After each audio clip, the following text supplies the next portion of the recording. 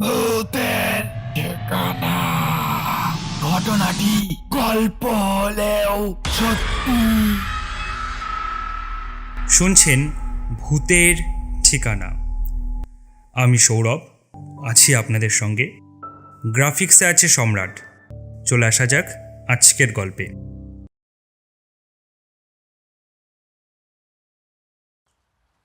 বাইরে ঝড় বৃষ্টি হচ্ছিল। আমি অর্ক একটি চায়ের দোকানে বসে পেপার পড়ছি।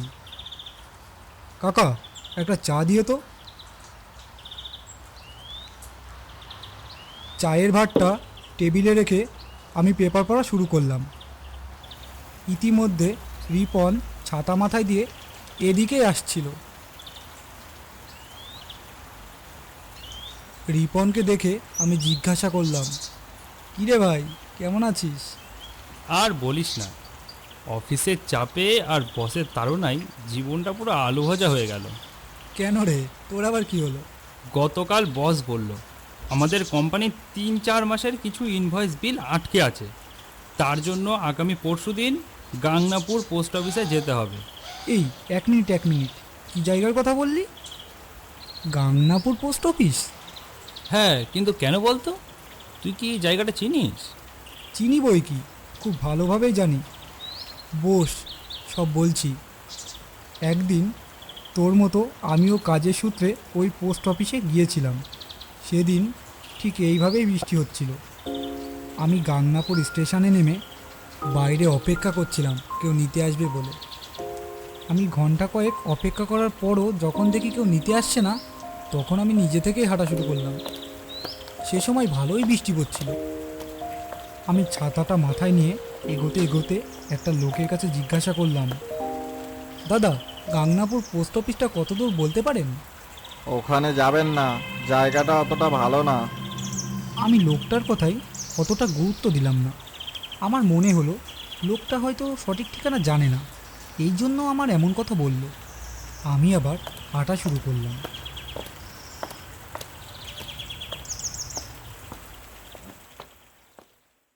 হঠাৎ একটা ভ্যান রিক্সা আমার সামনে এসে দাঁড়ালো। কোথায় যাবেন? গাংনাপুর পোস্ট অফিসে। সে কি, আপনি ঠিক আছেন তো? আপনার মাথা ঠিক আছে তো? ভারী অদ্ভুত লোক তো মশাই আপনি। আমি কি আপনার সাথে মজা করছি? সে জানি না মজা করছেন কি না, কিন্তু জায়গাটা কিন্তু মোটেও ভালো না। আপনি যাবেন কি না সেটা বলুন। হ্যাঁ, যেতে পারি, কিন্তু একটা শর্তে। ভাড়া কিন্তু 30 টাকায় দিতে হবে আমাকে। আচ্ছা ঠিক আছে, তাই দেব, চলুন। আমি রিকশায় উঠে গাংনাপুর পোস্ট অফিসের দিকে রওনা দিলাম। কিন্তু মনে মনে একটু সন্দেহ হচ্ছিল। এখানকার লোকজনদের কথা, যে রিকশায় বসে আছি ওনার কথা। কিছুক্ষণ চলতে চলতে হঠাৎ রিকশাটা থেমে গেল। বাবু, এর থেকে বেশি আমি যেতে পারবো না, আপনাকে এখানেই নেমে যেতে হবে। মানে, আপনি যে বললেন গাংনাপুর পোস্ট অফিসে ছেড়ে দিয়ে আসবেন, তার জন্য তো আপনি 30 টাকাও নেবেন। আমি দেব না সেটা তো বলিনি। সে না হয় আপনি 10 টাকা কম দেন, কিন্তু আমার পক্ষে এর থেকে বেশি এগোনো সম্ভব না। ভারী মুশকিলে ফেললেন তো আমাকে। মাঝ রাস্তায় এসে এভাবে ছেড়ে দিলেন কেন? কোনো গাড়ি বা রিক্সা এর বেশি আর যায় না, আপনাকে এবার একা একাই যেতে হবে। একটু এগিয়ে গিয়েই ডান হাতে পোস্ট অফিস। আমি রিকশার ভাড়াটা মিটিয়ে দিয়ে সামনের দিকে এগোতে লাগলাম। কিন্তু মনে মনে একটাই কথা ভাবছিলাম, ওই রিকশাওয়ালা আর ওই লোকটা আমাকে ওই একই কথা বারে বারে কেন বলল? জায়গাটা খুবই খারাপ। এখানে কি কোনো চোর ডাকাত নাকি ভূতের উপদ্রব? জানি না, দেখি কপালে কি আছে। এই কথা ভাবতে ভাবতে আমি হাঁটতে থাকলাম। মনে হলো আমার পেছন থেকে যেন আমাকে কেউ অনুসরণ করছে। আমি পেছনে তাকাতেই, কে কে ওখানে? কই, কেউ তো নেই। হয়তো বৃষ্টির আওয়াজে ওরকম মনে হতে পারে। আমি যত জোরে হাঁটছি মনে হচ্ছে যেন আওয়াজটা তত জোরে আমার পেছনে পেছনে এগিয়ে আসছে। আমি ভয়তে ভয়তে এগিয়ে গিয়ে দেখি সামনে একটা গেস্ট হাউস। গেস্ট হাউসের বাইরে একজনকে দাঁড়িয়ে থাকতে দেখে আমি, আচ্ছা আপনি কে? আমি গেস্ট হাউসের পাহারাদার, কিন্তু আপনি কে? আমি অর্ক ব্যানার্জি, বনগাঁ থেকে আসছি। ও, আপনি অর্কবাবু, আমাকে ক্ষমা করবেন, আমি না বৃষ্টির জন্য আপনাকে নিয়ে আসতে পারিনি।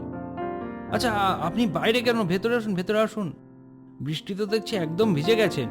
ভেতরে গিয়ে পোশাকটা ছেড়ে কিছু খেয়ে বিশ্রাম নেবেন, চলুন। আমি রাতের খাবার শেষ করে ঘরে গিয়ে বিশ্রাম নিচ্ছি। একটু রাত হতেই হঠাৎ আমার জল পিপাসা পেল।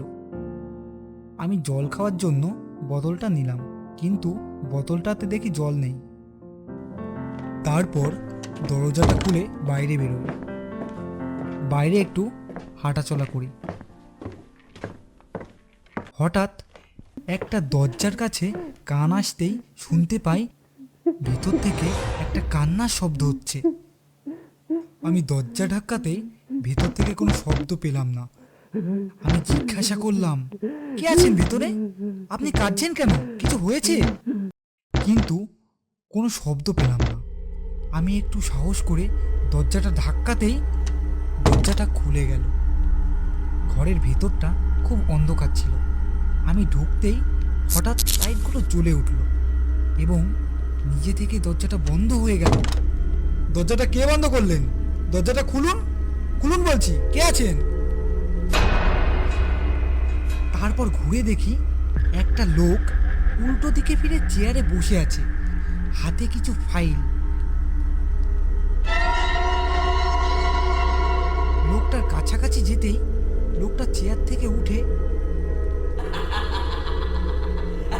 আমার দিকে ফিরে হঠাৎ আমার গলা টিপে ধরে আমাকে আমাকে ফ্লোর থেকে উপরের দিকে তুলে ধরেছে। কেন এসেছিস? কেন এসেছিস এখানে? তুই জানিস না এখানে যে আসে সে আর বেঁচে ফেরে না। তুই কেন এসেছিস? তুমি কে? তুমি আমাকে কেন মারছো? আমি তোমার কি ক্ষতি করেছি? আমি আমার কি ক্ষতি করেছিলাম? এই পোস্ট অফিসটা এককাল আমার বাবার ছিল। এই গেস্ট হাউসের মালিক আমার বাবাকে মেরে দিয়ে ওই পোস্ট অফিসের জমি দখল করে নেয়। আর আমি প্রতিবাদ করতে গেলে ওরা ওরা আমাকে এই গেস্ট হাউসের ঘরে ডেকে আনে। আমাকে ওরা মেরে ফেলে। তারপর থেকে এখানে যারা যারা আসে আমি তাদের কাউকে ছাড়ি না। আর আমি তোকেও ছাড়বো না, তোকেও না। আমাকে ছেড়ে দাও, আমি এসব কিছুই জানি না। ছেড়ে দাও, দয়া করে ছেড়ে দাও আমাকে। আমি কোনো মতে গলা থেকে হাতটা ছাড়িয়ে দরজাটা জোরে টান দিয়ে খুলে এক দৌড়ে স্টেশনে চলে আসি। আর সেই মুহূর্তে আমার শরীরটা এতটাই ক্লান্ত হয়ে গেছিল, আমি দম নিতে পারছিলাম না। আমার খুব কষ্ট হচ্ছিল যে আমি ওখানেই অজ্ঞান হয়ে যাই। পরদিন সকালে ওখানকার স্থানীয় লোকেরা আমাকে নিয়ে হাসপাতালে ভর্তি করে, আর আমি কোনো ক্রমে বেঁচে যাই। তাই তোকে বলছি, তুই ওখানে যাস না, তাতে তোর কাজ থাকুক বা না থাকুক।